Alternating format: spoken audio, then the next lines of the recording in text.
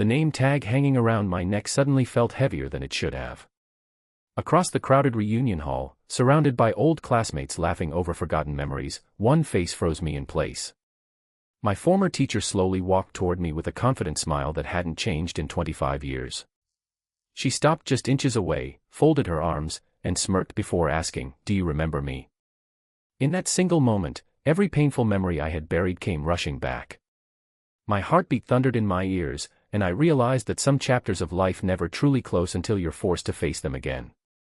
Before we continue, if you believe that kindness can change lives and that everyone deserves a second chance, please take a moment to like this video, leave a comment, share it with someone who needs hope today, and subscribe to Dad's Second Chance.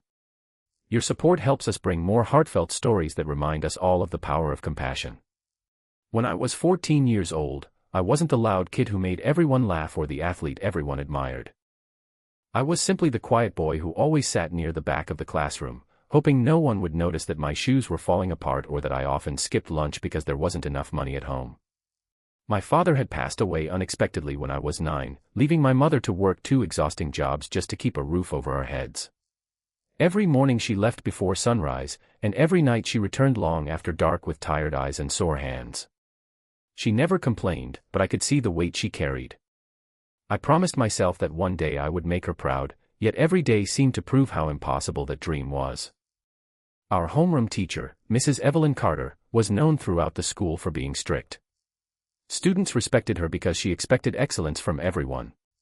She believed discipline built character, and she rarely smiled. While other teachers overlooked struggling students, she demanded results regardless of their circumstances. At first, I admired her determination. I wanted to impress her more than anyone else. But life outside school kept pulling me backward. Homework became difficult when I spent evenings caring for my younger sister while my mother worked late shifts. Sometimes I fell asleep over my books. Sometimes assignments were incomplete because the lights had been shut off after unpaid bills piled up. I never explained my situation because pride convinced me that asking for sympathy would only make me feel smaller. Mrs. Carter noticed my slipping grades. Unfortunately, she misunderstood the reason. Instead of seeing a tired teenager carrying responsibilities far beyond his age, she saw someone she believed wasn't trying hard enough. Her disappointment became visible in every classroom interaction. She questioned my effort in front of classmates, returned assignments with harsh remarks, and often reminded me that excuses never created successful people. Every criticism felt like another brick added to the invisible wall surrounding my confidence. The day that changed everything came during a school assembly. Awards were being handed to students for academic excellence. I had secretly hoped to receive recognition for improving despite everything happening at home. Instead, my name was called for something entirely different. Standing before hundreds of students, I was asked to explain why I had failed to submit an important project. Mrs. Carter believed public accountability would motivate me. She didn't know that I had spent the previous night sitting beside my mother's hospital bed after she collapsed from exhaustion. I stood frozen while whispers spread across the auditorium. That humiliation stayed with me far longer than any report card ever could. From that day forward, I stopped believing I belonged among successful people. I graduated with average grades, skipped college because I couldn't afford it, and began working construction to support my family. There were mornings when my body ached so badly I could barely climb the scaffolding, but I reminded myself that honest work was nothing to be ashamed of. Slowly, years passed. My sister earned a nursing degree. My mother finally retired. Little by little, our lives became stable. What surprised everyone, including me, was that I never stopped learning. After long shifts, I borrowed business books from the public library. I watched free lectures online late into the night. I learned project management, budgeting, and leadership from anyone willing to teach. Eventually, a supervisor noticed my dedication and promoted me. One promotion became another. Years later, I started a small construction company with just 3 employees and 1 used truck. The beginning was brutal. There were months when I wasn't sure I could pay salaries.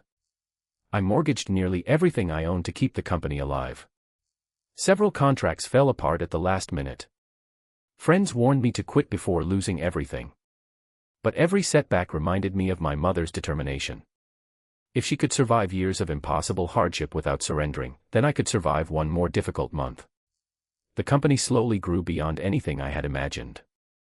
We became known not only for quality work but also for hiring people others ignored. Single parents. Veterans struggling to adjust. Young adults without college degrees. Men rebuilding their lives after mistakes. I understood what it felt like when someone judged you without knowing your story, so I built a company where potential mattered more than perfection. Then came the 25th high school reunion. Walking into that elegant hotel ballroom felt strangely uncomfortable. Success had changed my bank account but not the shy teenager still hiding somewhere inside me. Familiar faces greeted one another with hugs and laughter. Old memories floated through conversations like photographs coming to life. Then I saw Mrs. Carter. She looked older now, her hair streaked with silver, yet her confident posture remained unchanged. She walked directly toward me with that unmistakable smirk before asking whether I remembered her. Of course I remembered. For a brief second, anger tried to return. Every painful memory resurfaced. Every embarrassing moment replayed in my mind. I wondered whether she expected me to thank her for being tough or apologize for disappointing her all those years ago. But something unexpected happened before either of us spoke further. Her smile slowly disappeared. Her eyes filled with emotion. The confident teacher standing before me suddenly looked like someone carrying an invisible burden of her own. She quietly admitted that she had recognized my name months earlier while reading an article about local businesses giving second chances to struggling workers. She had followed my company's story online and realized that I had become exactly the kind of leader she once believed I never could be. Seeing my success had forced her to revisit old memories from a very different perspective. She confessed that after retiring, she often reflected on the students she had taught. Most memories brought pride. Mine brought regret. Years after I graduated, another teacher had quietly shared details about my family that Mrs. Carter had never known. She learned about my father's passing, my mother's endless work hours, my responsibility for raising my sister, and the hospital visit that caused me to miss that important project. For years she carried the painful realization that she had mistaken silent suffering for laziness.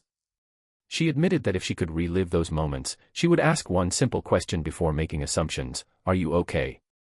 Those 3 words, she said, could have changed everything. Listening to her, I realized something remarkable. The woman I had blamed for years had also been punishing herself all this time. She wasn't trying to justify her mistakes. She simply wanted the chance to say she was sorry. I looked around the reunion hall and realized that time had humbled every one of us. The class clown now cared for his disabled father. The star athlete had survived cancer. The quiet girl who rarely spoke had become a judge. Life had rewritten every story. I smiled and told Mrs. Carter that forgiveness wasn't something I gave for her benefit alone. It was something I needed for myself. Carrying resentment had never made my life better.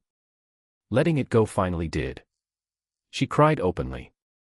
Before leaving that evening, she asked whether she could visit my company someday.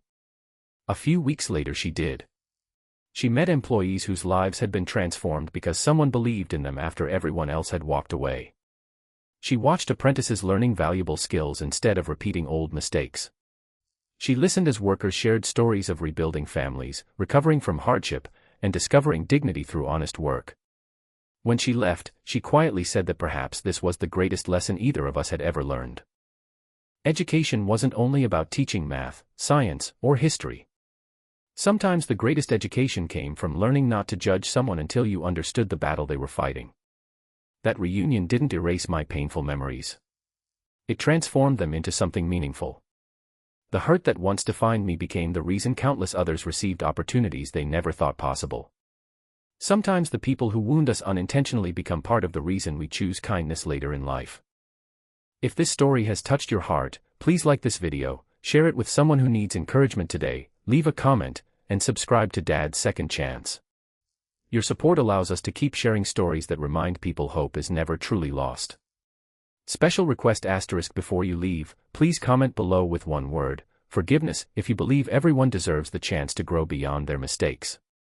As I walked out of that reunion hall, I didn't remember the teacher who had embarrassed me years ago.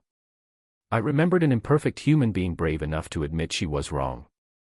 and I no longer remembered the frightened boy who thought he would never amount to anything. I remembered the men who discovered that true success isn't measured by money, awards, or titles. It's measured by how many lives you lift after surviving the moments that nearly broke your own. Sometimes the most unforgettable reunion isn't with an old teacher. It's with the stronger version of yourself you never believed you would become.